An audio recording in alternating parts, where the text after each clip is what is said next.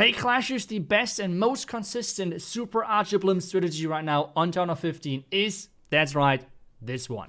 We have the super archer blimp Lalo strategy, and don't worry, all of the people out there who are saying Lalo is way too hard for me, or I just want to use my Dragon Riders, this one is way stronger, and what is even more important, it's way more flexible in what you're going for with your super archer blimp and how you're going to structure your entire attack.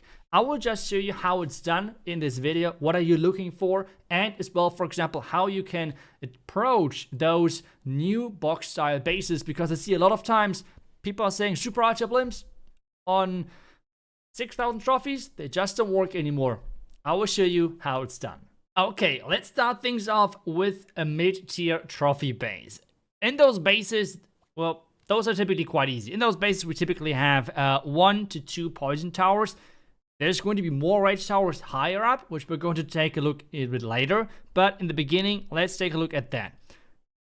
Obviously, there's a quite obvious entry, right? And we don't take any risk, we're just going to use the Hound. We're going to go from the far side of that poison tower to make sure that we're getting really close to the town hall, then turn everything invisible, 1, 3, and 4. Then we're going to try to lure the Titan away, because we don't want to have that next to our super archers. No big surprise. Next, invisibility, 1, 2, 3, and then 4. I have seen a lot of people suggesting that I should use the defensive invisibility tower, but I feel like it's just way too inconsistent, and a lot of times not all of the your attacking troops are inside there. We're getting the town hall, which is the crucial thing. Everything has worked out great. Now we're starting from the top side. Let's add a headhunter in here. And something which I have seen a lot of times is actually the witch in the defensive clan castle. Quite a bit, which surprises me, okay? For that, we have the Valkyrie in this strategy to make sure that if there's a defensive witch, a lot of people like to combine the Electro Titan with a witch or a Lava Hound. If that's the case, then we have something to combine it with.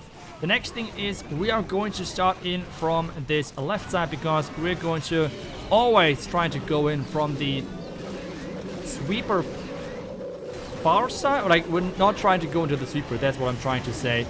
And that's quite crucial. The next thing is, I have said that this strategy is quite easy when it comes down to the Lado. Why do I think so? I feel like the main reason why this specific strategy is simpler on the Lalo side is, I mean, you have no spells anyway, and the next thing is that you just need to make sure that your main group of loons is just moving forward. With that being said, that's already kinda it. Just create your loon pathing and put everything in. For us right now, the loons are going down, but that's why I like to use the Royal Champ with my Lalo if there's not too many ground explos, okay? That's quite important. If there's a lot of ground explos on the Lalo pathing, don't even use the Royal Champ with the Lalo together. Try to find some extra value, maybe around the hero side, like the king and the queen, and that's most of the time better value for you. Okay, we have a couple of troops not used, but that's fine. Now let's take a look at if we can step up and like slowly increase the difficulty level. And then at some point, we're going to hit some classic common box bases with the poison and rage tower setup, like we see a lot of times in high legends. Okay, another mid-trophy legend base, which again has the same poison tower setup, but overall different setup in general. So what are we going for? We could go straight in front of that town hall, but I would like to go more from the flank. So let's just go from this side. After that, we're going to take a look at a box base, which I have prepared for you. And we have a witch inside the clan castle. This is, by the way, why you are bringing that Valkyrie in your strategy, because I feel like nowadays a lot of people are surprisingly adding the witch to their defensive clan castle. It can be pretty much any combination at this point. It's a lot of times the Hound with witches, Electro Titan with witches, so a lot of those. Next, invisibility spell.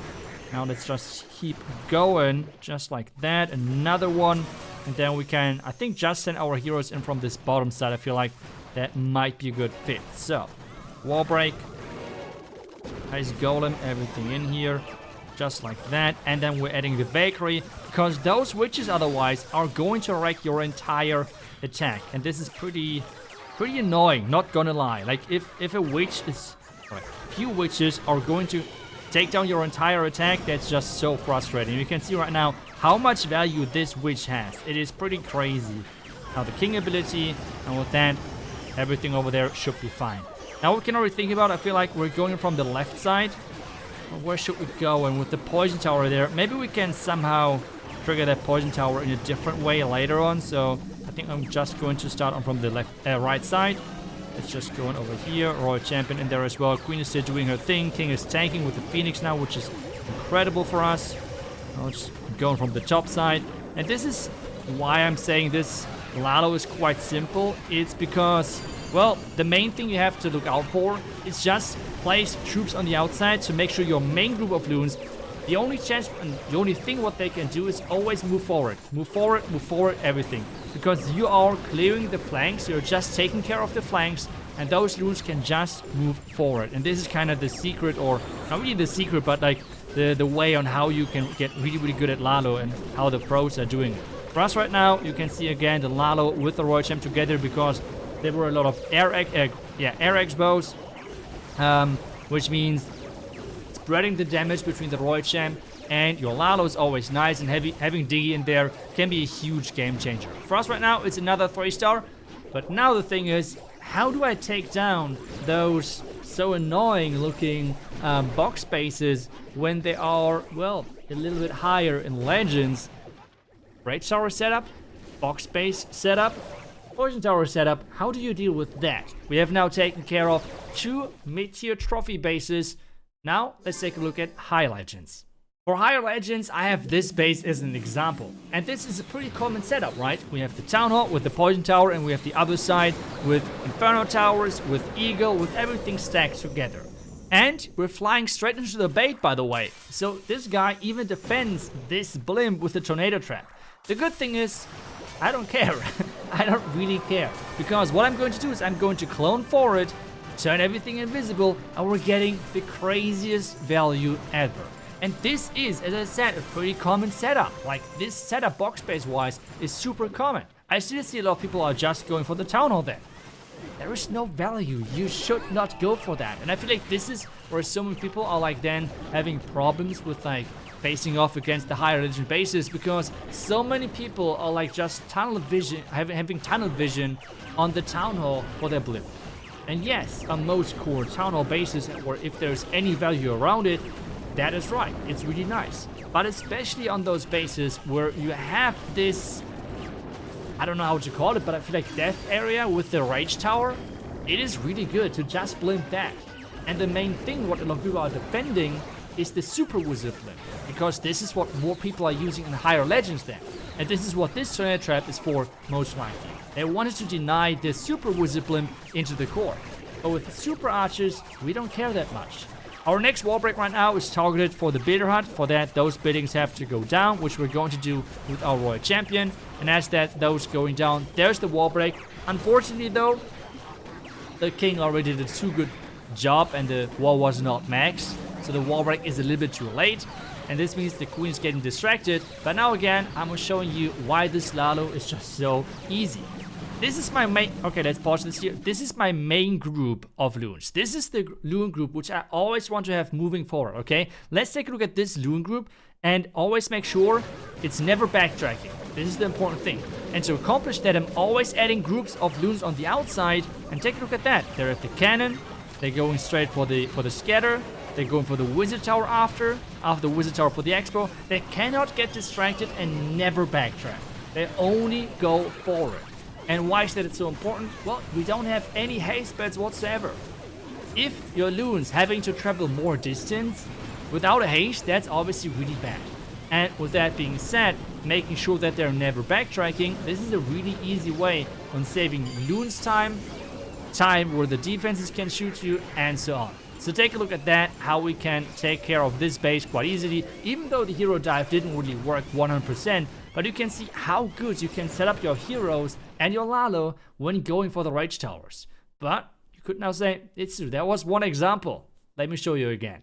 And it's yet again one of those setups. We have the Rage Tower setup, which is connected with everything, and this time again, they're defending this entry.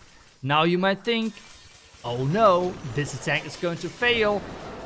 Well, let's just take a look at that. So we want to get as far as possible into the base. And I'm always just cloning really aggressively into the base. Just keep turning my troops invisible and we're getting a lot of value, even though, again, there was the tornado trap, okay? So this is already versus bases which are trying to defend this blimp. Which, remember, not every base in High Legends are trying to like defend far side super archer blimps, because this is not that common, okay? For us right now, we're just going in now with our queen, with our king, everything. And again, we're going in on one of the flanks. On this one, I have to say, I think based on this expo being down, this side is just way better, okay? So on this side, on the bottom side, if you're not thinking, why are you starting on the left side and not on the bottom side with your heroes? The reason is this ground expo being gone. Because this is less damage on my heroes and it's more likely that they're getting all the way to the town hall. The town hall would be great, but most of the time it's not really mandatory, okay?